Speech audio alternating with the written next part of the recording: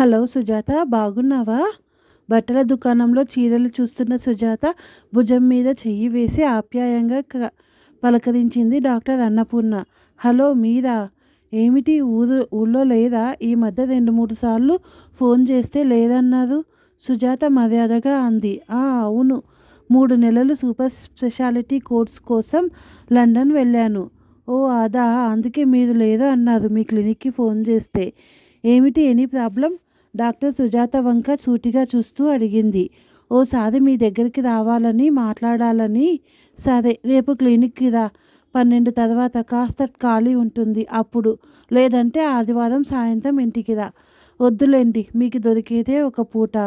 మీ వారు పిల్లలతో అంతా సరదాగా ఉండే ఒక్కరోజు ఒక పూట. రేపు 12కు క్లినిక్కి వస్తాను. Okay bye, see you tomorrow. Doctor Annapurna చెయ్యి ఊపి వెళ్ళిపోయింది. Annapurna maternity and fertility centre board మీద డాక్టర్ అన్నపూర్ణ రకరకాల ఇండియన్ ఫారెన్ డిగ్రీలు, ఫెర్టిలిటీ సబ్జెక్టులో చేసిన స్పెషలైజేషన్ డిగ్రీలు, ఆ నర్సింగ్ హోమ్లో బయట లోపల ఉన్న పేషెంట్స్ని చూస్తే ఆవిడ క్షణం తీరిక లేని డాక్టర్ అని అందరికీ తెలుస్తుంది. అవుట్ పేషెంట్ల హడావిడి కాస్త తగ్గి రిలాక్స్డ్గా బోర్నవిటా తాగే సమయం అది. సుజాతని చూసి రా కూర్చో. ఏమిటి మాట్లాడాలన్నావు? ఏమిటి ప్రాబ్లం? Anything wrong? అంది ఆప్యాయంగా అన్నపూర్ణ. డాక్టర్ అన్నపూర్ణ సుజాత అక్క. డాక్టర్ రమ చిన్నప్పటి నుంచి మెడిసిన్ వరకు వైజాగ్లో చదివిన క్లాస్మేట్స్, రూమ్మేట్స్. సుజాత తన ఫ్రెండ్ చెల్లెలు అన్న అభిమానంతో చనువుగా మాట్లాడుతుంది అన్నపూర్ణ.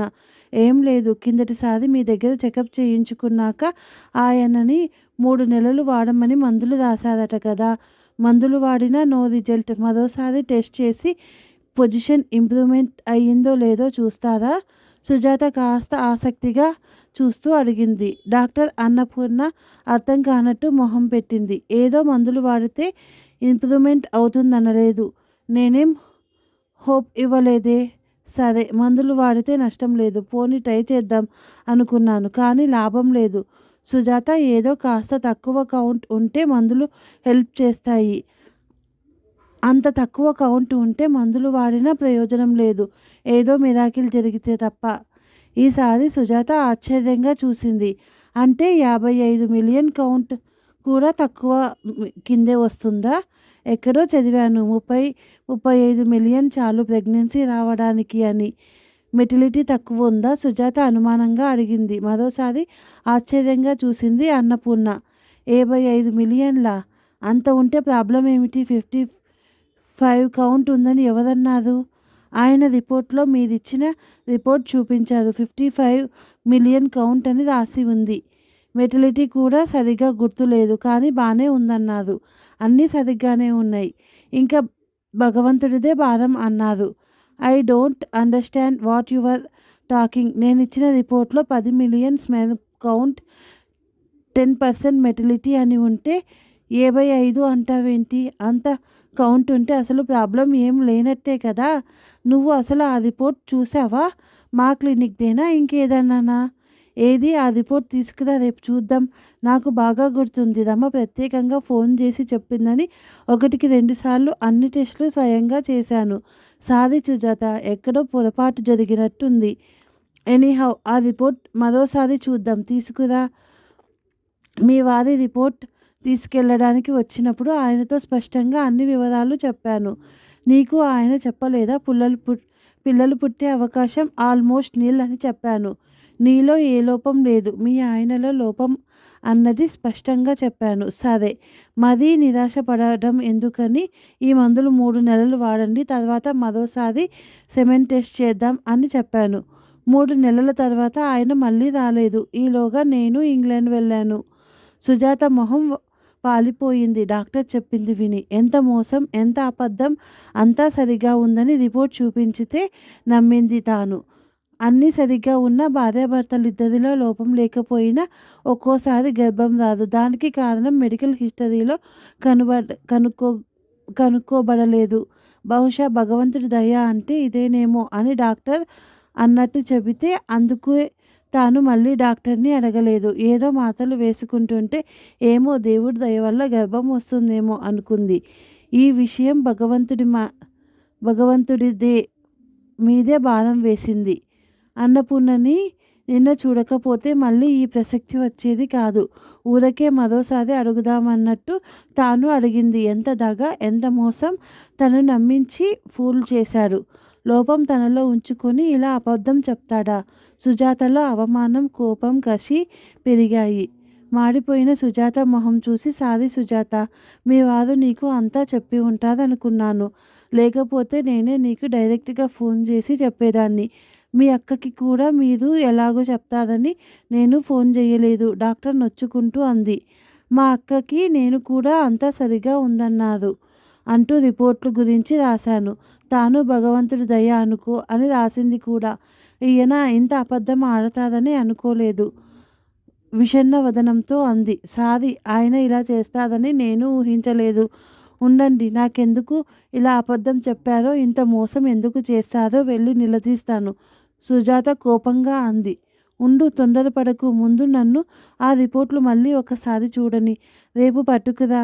అవి మా క్లినిక్వే, ఇంకెక్కడైనా చేయించారా అన్న ఆరా తీయకుండా తొందరపడకు. రేపు అవి చూశాక మాట్లాడవచ్చు అన్నపూర్ణ నచ్చచెప్పింది. ఆయనకెంత ధైర్యం!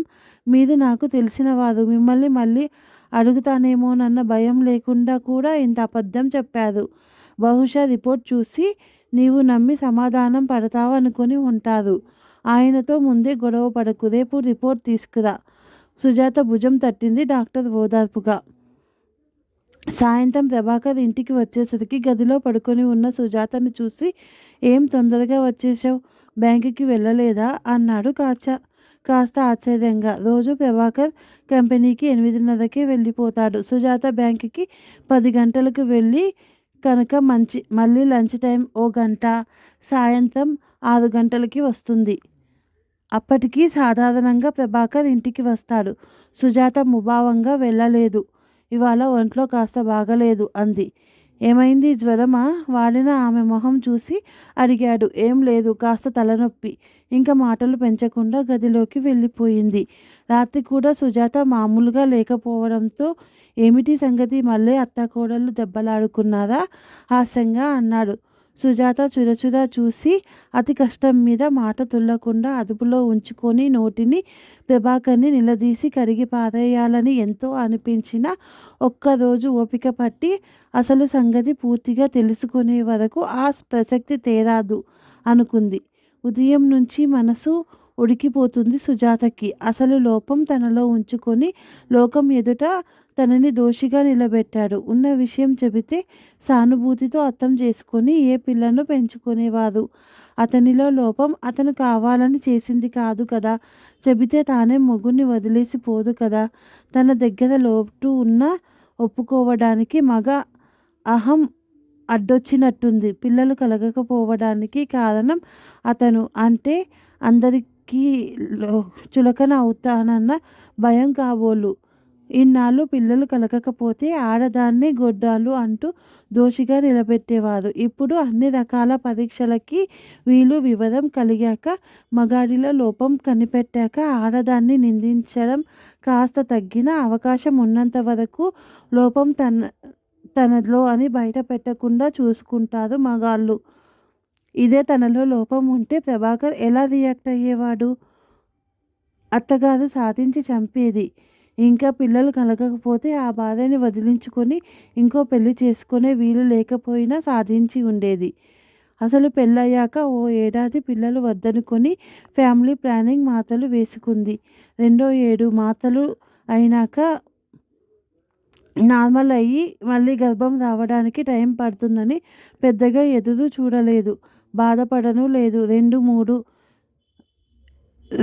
ఏడు ఇంట్లో అత్తగారి గొనుగుడు ఎక్కువైంది. ఏమిటోనమ్మా, 25-30 ఏళ్ళకి పెళ్ళిళ్ళు చేసుకున్నా ఇంకా పిల్లలు వద్దనుకుంటూ మాతలు మింగడాలు. వీళ్ళతో పెళ్ళి అయిన వాళ్ళ పిల్లలకే ఏడాది నిండింది. మనుమల ముద్దు ముచ్చట చూసుకునే అదృష్టం ఇంకా నాకెప్పుడో అంటూ మొదలుపెట్టింది. ప్రతి నెల అయినప్పుడల్లా ఆవిడ అయ్యావు ఏమిటో పెట్టి పుట్టాలి. పిల్లలు పాదాడని ఇల్లు ఓ ఇల్లు. ఈ చదువులు ఉద్యోగాలు వెలగబెడుతూ కావాలనుకోవడం వద్దనుకోవడం అంతా వీళ్ళ చేతుల్లోనే ఉందనుకుంటారు. వద్దనడం చేతిలో ఉందేమో కానీ కావాలనుకున్నప్పుడు బజారు నుంచి తెచ్చుకునేదా?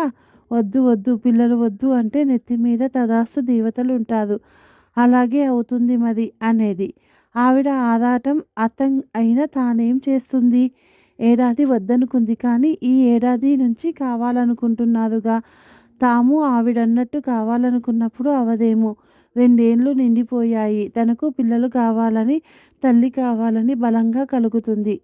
ప్రభాకర్ ప్రతిసారి డిసప్పాయింట్ అయ్యేవాడు. ఏమిటోనై మా అమ్మ కోసమైనా ఓ పిల్లని కనమని కనవమ్మ తల్లి హాస్యంగా విసుక్కునేవాడు. ప్రతి నెల పీరియడ్ వచ్చినప్పుడల్లా ఏదో తన చేతిలో ఉంది తాను కనడం లేదు అన్నట్టు అత్తగారు మొగుడు అలా అంటే ఉక్రోషం వచ్చేది ఒక్కసారి. వద్దండి ఓసారి డాక్టర్ దగ్గరికి వెళ్తాం. మాటి మాటికి పిల్లల్ని కనడం లేదని నన్ను దెప్పవద్దు మీరిద్దరు అంటూ కోపంగా అంది. ప్రభాకర్ నీవు వెళ్ళి చూపించుకో నాకేం ప్రాబ్లం లేదు అన్నాడు చాలా నమ్మకంగా. పెళ్ళయి 2.5 ఏళ్ళయింది. నాలో ఏం లేదన్నది నీకు తెలీదా? కొంటెగా గర్వంగా అన్నాడు. చాలండి బడాయి. దానికి దీనికి ఏం సంబంధం? అన్నీ పైకి సరిగ్గా ఉన్న కొందరిలో స్పెర్మ్ కౌంట్ తక్కువ ఉండొచ్చు. నేను మ్యాగజైన్లో చదివాను. ఓసారి చూపించుకుంటే సందేహం తీరిపోతుందిగా అంది. సర్లే చూద్దాం. మా ఫ్రెండ్స్ని ఎవరినన్నా అడుగుతాను ఎక్కడ చూపించుకోవాలో. ఇంట్లో అత్తగారు డాక్టర్ దగ్గరికి వెళ్ళమన్నా పోరు ఎక్కువ అవ్వడం, చీటికి మాటికి ఆవిడ అసంతృప్తి వెళ్ళగక్కడంతో డాక్టర్ అయినా తన అక్క సలహా కోరుతూ ఉత్తరం రాసింది సుజాత. ఈలోగా వారం 10 రోజుల తర్వాత ఓ రోజు ప్రభాకర్ తాను టెస్ట్ చేయించుకున్నాను అంతా సరిగా ఉందన్నారు అంటూ ఓ రిపోర్ట్ చూపించాడు. అదేమిటి ఎప్పుడు చూపించుకున్నారు? నాకు చెప్పలేదు. నేను వచ్చేదానిగా ఆశ్చర్యంగా అంది సుజాత. అది మగాళ్ళది. నీ వెళ్ళి లేడీ డాక్టర్ చేత చూయించుకో అన్నాడు. అంతా సరిగా ఉందన్నారు. కానీ ఆ రిపోర్ట్ సరిగా చదవలేదు. ఆ తర్వాత ప్రభాకర్ ఎందుకో కొన్నాళ్ళు ముభావంగా అన్యమనస్కంగా ఉండేవాడు. మరి అన్నీ సరిగా ఉంటే ఈ పాటికి ప్రెగ్నెన్సీ రావాలేమో అంది అక్కడికి సుజాత. ఏమో నాకేం తెలుసు. నీలో ఏదైనా ప్రాబ్లం ఉంటే ఊరికే ఇంక నన్ను 10 సార్లు విసిగించకు. పిల్లలు లేకపోతే పీడ పోయింది. ఈ గోలతో మనశ్శాంతి లేకుండా పోయింది అని విసుక్కున్నాడు. తల్లి అంటే ఆవిడ మీద ఎగిరాడు. 1-2 సార్లు. తర్వాత పిల్లల ప్రసక్తి తెచ్చేవాడు కాదు ప్రభాకర్. ఈలోగా సుజాత అక్క రమ ఉత్తరం రాసింది. తన స్నేహితురాలు డాక్టర్ అన్నపూర్ణ అనే ఆవిడ ఈ సబ్జెక్ట్లో స్పెషలైజేషన్ చేసి హైదరాబాద్లోని ఫెర్టిలిటీ సెంటర్ క్లినిక్ ఓపెన్ చేసిందని, ఆవిడకి నేనే ప్రత్యేకంగా నీ గురించి రాస్తున్నాను. నువ్వు వెళ్ళి చూపించుకో, అన్ని టెస్టులు చేయించుకో అంటూ రాసింది.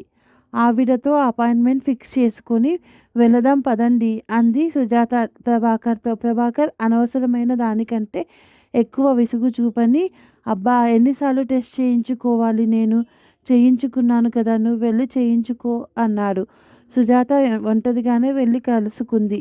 మీ వారు రాలేదు, ఇద్దరూ చేయించుకోవాలి టెస్టులు అంది అన్నపూర్ణ సుజాతని అభిమానంగా పలకరిస్తూ. ఆయన చూపించుకున్నారు. అన్నీ సరిగ్గా ఉన్నాయట. సరే ముందు నీకు టెస్ట్ చేద్దాం. నీకేం ప్రాబ్లం లేకపోతే ఆయన్ని పిలుద్దాం అంటే అన్ని రకాల టెస్టులు చేయించి సుజాతలో ఏం లోపం లేదని తేలింది. ఆయన్ని తీసుకురా, మా దగ్గర అన్ని మోడల్ ఎక్విప్మెంట్లు కొత్త పద్ధతులతో టెస్టులు చేస్తాం.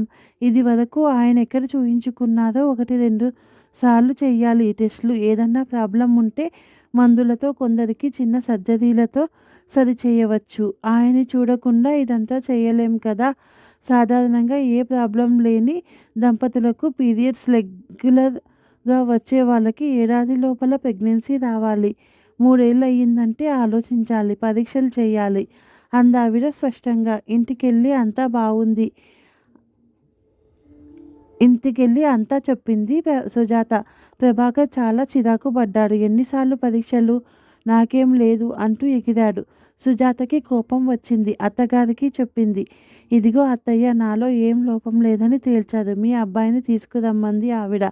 ఈయన రానంటున్నాడు. ఇంకా పిల్లలు పిల్లలు అని నన్నంటే ఊరుకోను. సుజాత కూడా ఎగిరింది.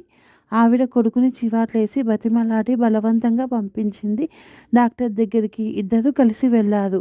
డాక్టర్ చేయాల్సిన టెస్టులన్నీ చేయించి రిపోర్ట్కి 3వ రోజు రమ్మంది. ప్రభాకర్ తాను ఆఫీస్ నుంచి వస్తూ తెస్తానన్నాడు. అంటే ప్రభాకర్లో లోపం ఉందని, కౌంట్ తక్కువగా ఉందని డాక్టర్ చెబితే తనకి అబద్ధం చెప్పాడన్నమాట. గతం అంతా గుర్తుకు వచ్చి ఆ రాత్రి అంతా నిద్రకుండా ఆలోచించింది. డాక్టర్ చూశారా, మీరు రిపోర్ట్ కోసం వెతుకుతుంటే ఆయన ముందు చేయించుకున్న రిపోర్ట్, మందులు వాడాక చేయించుకున్న రిపోర్ట్ కూడా కనపడింది. ఎక్కడో కనపడకుండా అడుగున దాచారు. ఇవి కూడా చదవండి అంది. మన్నాడు సుజాత రిపోర్ట్ తీసుకెళ్ళి ప్రభాకర్ని అడిగితే చెప్పడని అతను ఆఫీస్కి వెళ్ళాక అతని కబోర్డ్ డాయర్లు వెతికింది. ఓ డాయర్ అడుగున 2 రిపోర్ట్లు కనపడ్డాయి.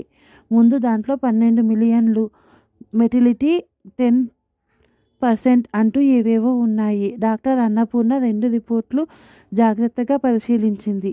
చూసావా, ఈ ముందు చేయించుకున్న దానిలో 12 మిలియన్లు ఉంది. మెటిలిటీ 10% ఉంది. మేం చేసినప్పుడు కూడా ఇంచుమించు అంతే ఉంది, 10 మిలియన్లు ఉంది. మరి మేం ఇచ్చిన రిపోర్ట్లో 60 మిలియన్ల కౌంట్, 40% మెటిలిటీ అని ఎలా ఉంది? సుజాత ఈ అంకెలు చూస్తుంటే నాకు అనుమానంగా ఉంది. మేం రాసింది దిద్దినట్టుంది. చూడు, 10ని 60గా మార్చడం సులువు. అలాగే 10% మెటిలిటీని 40% అని మార్చినట్టు చూపిస్తోంది. నాకు స్పష్టంగా 10 మిలియన్ కౌంట్, 10% మెటిలిటీ అని గుర్తుంది. మందుల వల్ల కూడా ఏం లాభం ఉండదు. బహుశా పాపం సుజాతకి పిల్ల కోరిక తీరదు అని బాధపడ్డాను. ఇది మీ వారి పనే నీకు చూపించి నమ్మించడానికి. సుజాత మొహం వివర్ణమైంది. అంటే మొదటిసారి పరీక్షించినప్పుడు అతనికి తనలో లోపం ఉందని తెలిసినట్టుంది. అందుకే ఆ చిరాకు, కోపం. రెండోసారి రమ్మంటే తన గుట్టు బయటపడుతుందని రానన్నాడు. ఆ రిపోర్ట్లో అంకెలు ఇలా తారుమారు చేసి తనని ఎంత నమ్మించాడు? ఐఎమ్ సారీ సుజాత, మీ వారు ఇదంతా ఇలా మ్యానిపులేట్ చేస్తారనుకోలేదు. కానీ ఆయన ధైర్యాన్ని మెచ్చుకోవాలి. నీకు బాగా తెలిసిన డాక్టర్ మళ్ళీ ఎప్పుడైనా నీతో ఈ ప్రసక్తి వచ్చి నిజం తెలుస్తుందేమోనన్న భయం కూడా లేకుండా ఇప్పుడెళ్ళి అడుగు. ఏం చెప్తాడో విను. ఎన్నాళ్ళైనా ఈ మేల్ ఇగో పోదు. మగాళ్ళకి పురుషత్వం తమలో లేదు అంటే భరించలేదు. తన అసమర్థతని అంగీకరించని పురుషాహంకారం ఇలా తెలియకుండా దాస్తారు. అసలు నన్ను అడిగితే పెళ్ళిళ్ళకి కావాల్సింది జాతకాలు సరిపోవడం కాదు, బ్లడ్ టెస్టు, స్మెల్ టెస్టులు చేయించాలంటాను. చాలా గర్వంగా ఎంతోమంది వస్తారు. తమలో లోపం ఉన్నట్టు తెలిస్తే కుంగిపోతారు. ఈ మాట బయటికి తెలియనివ్వద్దంటారు. బాధకి కూడా చెప్పరు కొందరు. నీవు అడుగు, ఎందుకు ఇలా చేశారో. ఊరుకుంటే మరీ ఆడిస్తారు ఈ మగాళ్ళు.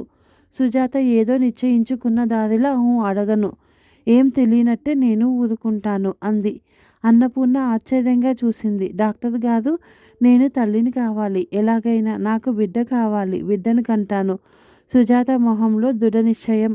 అన్నపూర్ణ ఆశ్చర్యంగా చూసింది. డాక్టర్ గారు, నాకు ఆర్టిఫిషియల్ ఇన్సెమినేషన్ ద్వారా డోనర్ స్పెర్మ్తో ప్రెగ్నెన్సీ వచ్చేటట్టు చెయ్యండి. ప్లీజ్ డాక్టర్, హెల్ప్ మీ అని వేడుకుంది.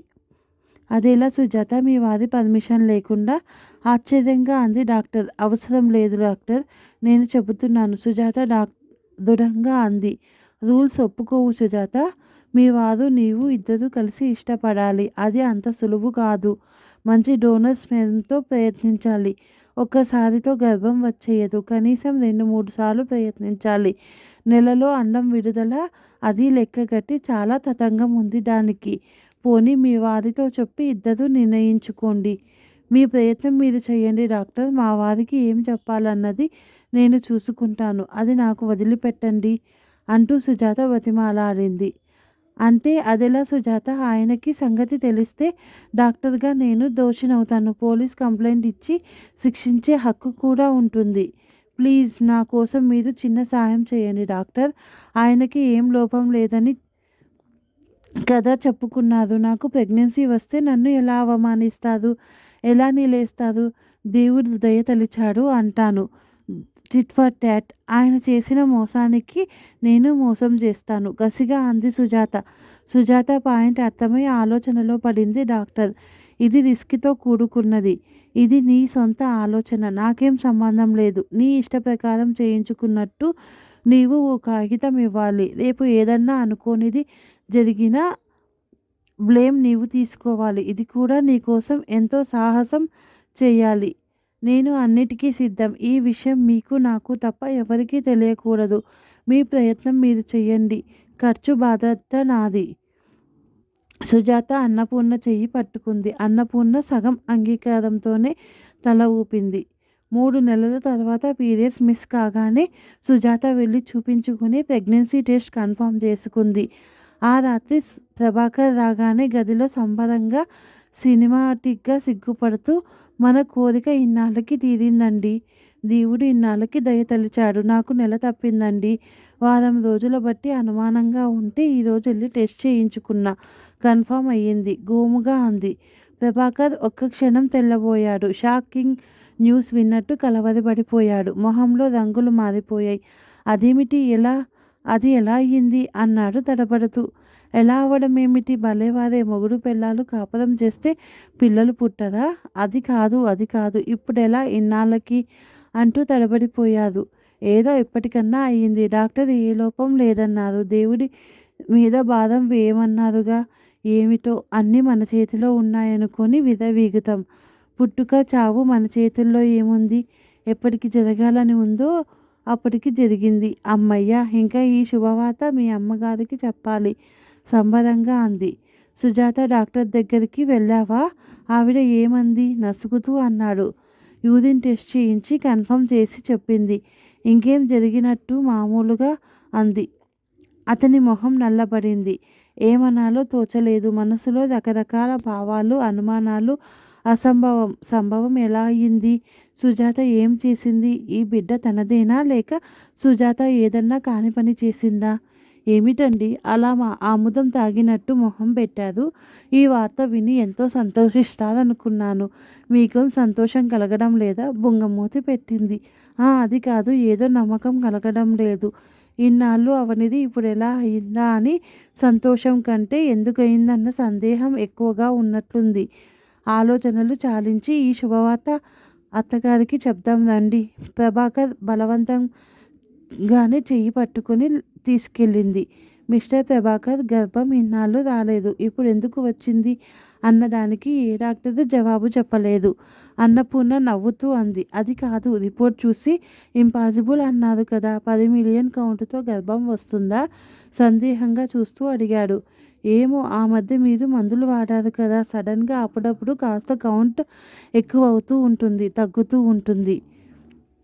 ఏమో, మీ అదృష్టం బాగుండి దేవుడి దయ వల్ల జరిగి ఉండొచ్చు. ఏం చెప్పగలం?